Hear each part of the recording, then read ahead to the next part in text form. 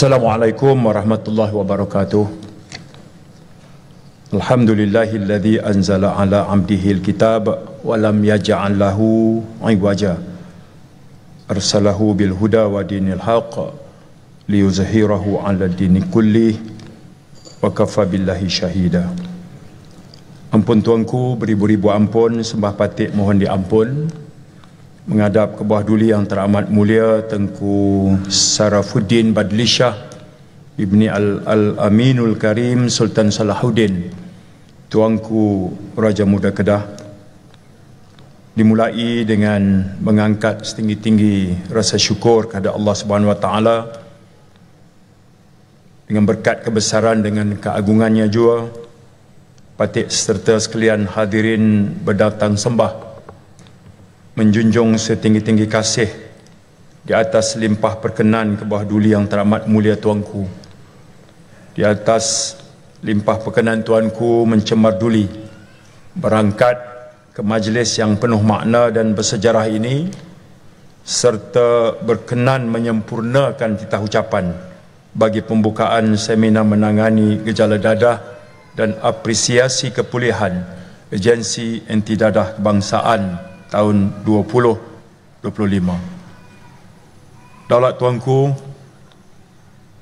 patik mohon perkenan untuk turut mengalu-alukan dev-dev jemputan dan sekalian yang hadir dan seterusnya menyembahkan ucapan patik.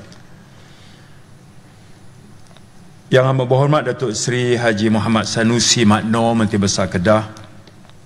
Yang berhormat Datuk Seri Haji Norizan Khazali, Setiausaha Kerajaan Negeri Kedah. Mewakili Kementerian Dalam Negeri pagi ini, Datuk Haji Abdul Halim Abdul Rahman, Timbalan Ketua Setiausaha Keselamatan Kementerian Dalam Negeri. Tuan rumah acara kita hari ini yang berbahagia Datuk Roslin Yusof, Ketua Pengarah Agensi Anti Dadah Kebangsaan. Sekalian para tetamu kehormat, hadirin yang dimuliakan. Bagi tuanku, patik memilih untuk tidak mengikuti sepenuhnya teks, memadai untuk patik menyampaikan 3 perkara. Yang pertama, rasa syukur dan rasa hormat serta junjung kasih patik ke atas kesediaan hadir ke bawah diri tuanku. Acara ini menyusul dalam setelah pertemuan patik menghadap tuanku di Istana Kedah beberapa bulan lepas. Perbincangan 2 jam lebih itu berkisar tentang kita menyentuh banyak perkara, tetapi berkisar di atas 3 perkara saja. Yang pertama, prihatin tuanku untuk mengetahui tentang keadaan keselamatan dalam negara. Yang kedua adalah isu-isu kebajikan rakyat yang tuanku tanyakan patik bagaimana dalam konteks Negeri Kedah kerjasama Kerajaan Persekutuan dan Kedah itu boleh memberikan natijah akhirnya manfaat kepada rakyat Negeri Kedah. Dan yang ketiga ialah apabila tuanku anjurkan untuk satu perkara yang dianggap paling memberi kesan besar kepada kehidupan rakyat, untuk idea itu kita cambahkan dan akhirnya disetujui atas cadangan tuanku bahawa tema ancaman dadah itu harus diketengahkan. Maka hari ini dapatlah kita sama-sama daripada jam 10 pagi tuanku sampai saat ini, patik harus menyatakan penghargaan dan rasa terharu kesediaan tuanku di bilik sebelah untuk mendengar 5 pembentangan. Serentak itu di Dewan ini juga sedang tadinya berlangsung pengisian yang juga membawa maksud akhirnya adalah mengangkat tema bagaimana persoalan dadah ini dapat kita atasi bersama. Dari 5 pembentangan yang kita ikuti, tentunya di pihak Kementerian Dalam Negeri sebagai otoriti tertinggi soal kawalan dadah, bekalan, itu bahagian narkotik Bukit Aman. Maka pengarah narkotik sendiri kita datangkan yang telah memberikan senario bukan saja di peringkat global, rantau ASEAN, tetapi juga sampai ke domestik di negeri Kedah sendiri. Tapi kalau bekalan itu terlepas dan ada di kalangan kita yang terjebak, maka di sana di bawah Kementerian Dalam Negeri ada peranan agensi anti dadah kebangsaan untuk usaha pulihkan dan kembalikan mereka pada kehidupan biasa di tengah-tengah masyarakat. Untuk itu, di pihak kerajaan setiap tahun Parlimen meluluskan tidak kurang 500 juta ringgit untuk AADK menjalankan tugas hakikinya. Tapi di sana juga kita tak boleh bersendirian. Maka pusat pemulihan swasta berjumlah hampir 55 seluruh negara. Itu juga mainkan peranan besar. Di sana kita datangkan pula pembentangan untuk melihat pengalaman sebenar pihak yang bukan sebahagian pada kerajaan, tapi mereka mendukung cita-cita yang sama. Yang Profesor Dr. Prem, yang kebetulan sahabat buah diri tuanku, dan juga kumpulan doktor-doktor profesional dari kumpulan Mega misalnya. Mega.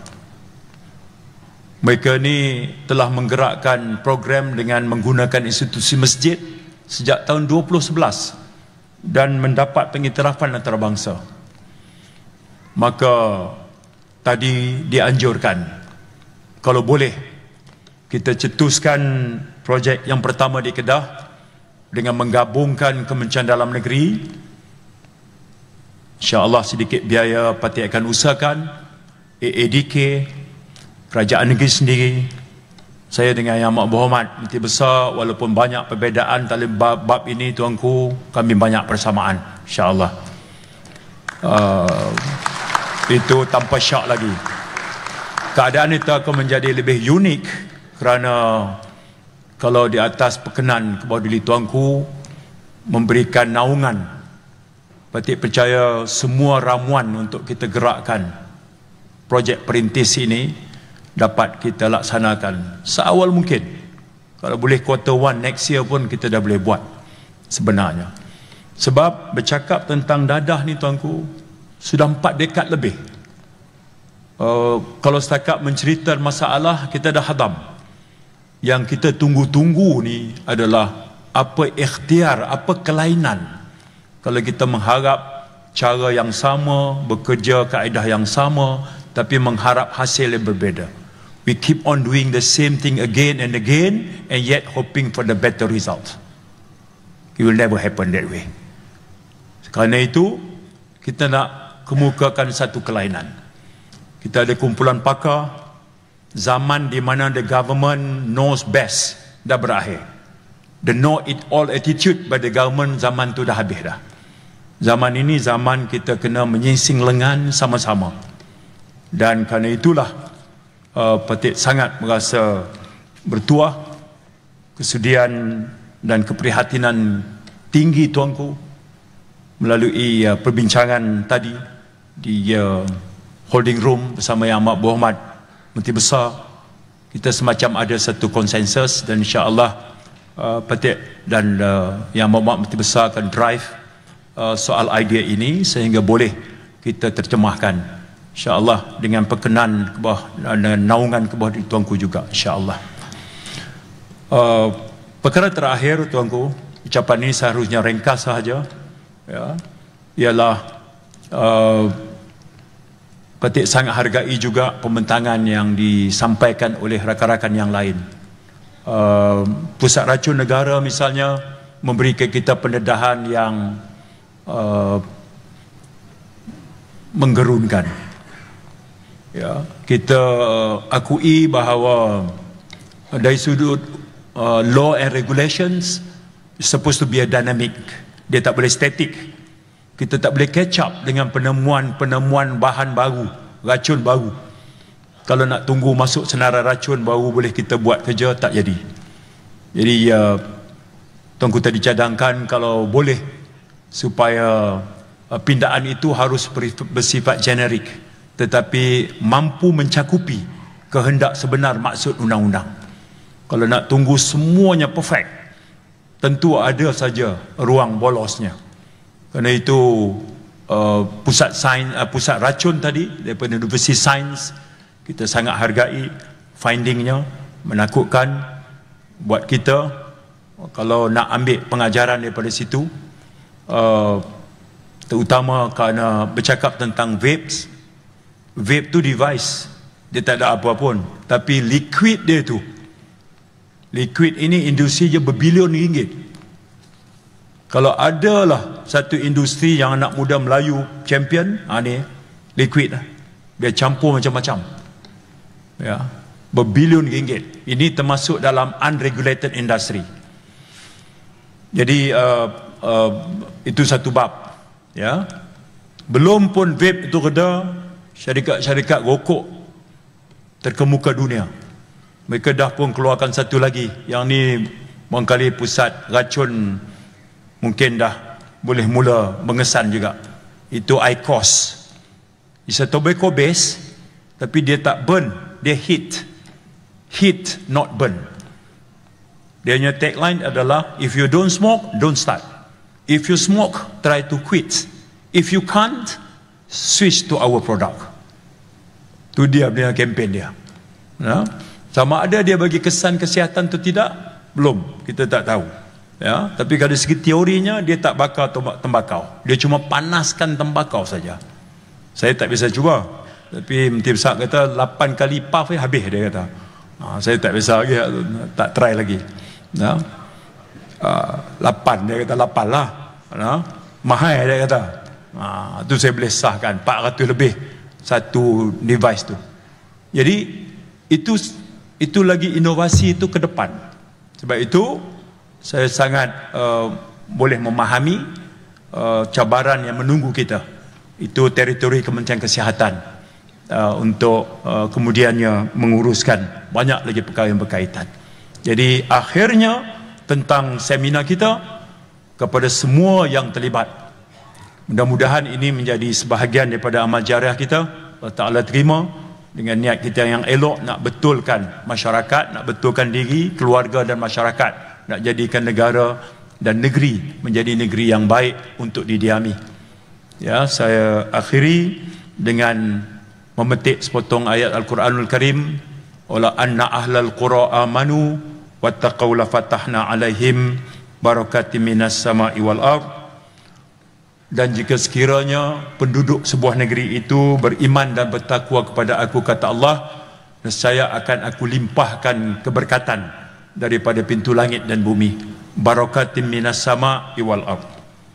Demikian berakhir sembah ucapan Patik, tuanku. Dan sebelum mengundur diri, Patik bagi pihak kerajaan, Kementerian Dalam Negeri khususnya, dengan rendah diri merafakkan sembah menjunjung setinggi-tinggi kasih di atas limpah perkenan tuanku Duli yang teramat mulia, tuanku.